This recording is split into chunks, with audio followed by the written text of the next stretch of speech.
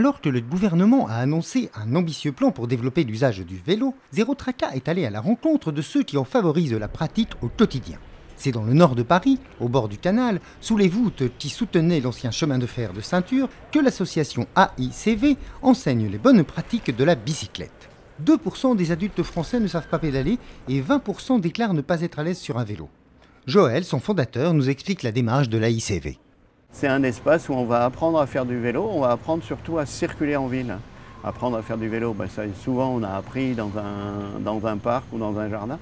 Apprendre à circuler en ville, c'est un peu plus difficile. C'est important si on veut que le vélo se développe en ville, ou le vélo classique ou le vélo électrique, il y a forcément apprendre à maîtriser son vélo. Après, on a aussi un atelier de réparation, un service de location de vélo. On a aussi de la récupération de vélos et de la vente de vélos d'occasion. Qui suit vos formations ? On a un public adulte, il y a beaucoup de gens qui ne savent pas faire de vélo pour des raisons économiques, sociologiques ou autres.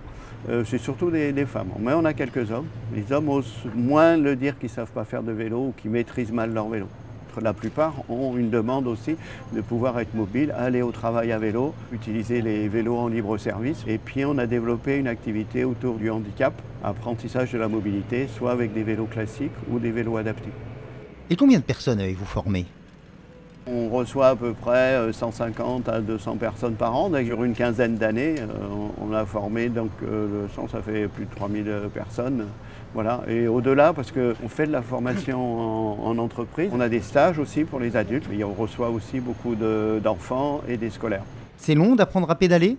On table sur une dizaine de séances. Si on veut bien apprendre à faire du vélo, circuler en ville, il faut compter une quinzaine de séances.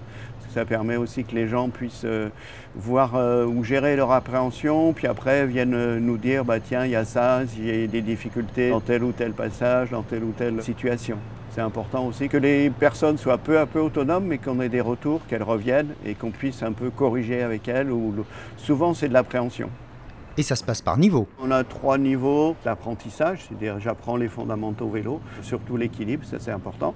Et après, j'apprends simplement à pédaler. Après, on va passer sur apprendre à maîtriser son vélo, les obstacles, et puis après, on passe sur la phase apprendre à circuler en ville. Ça va être une mise en pratique de ce qu'on a appris, mais c'est aussi pouvoir gérer son stress, anticiper les dangers, et puis gérer un peu les autres usagers.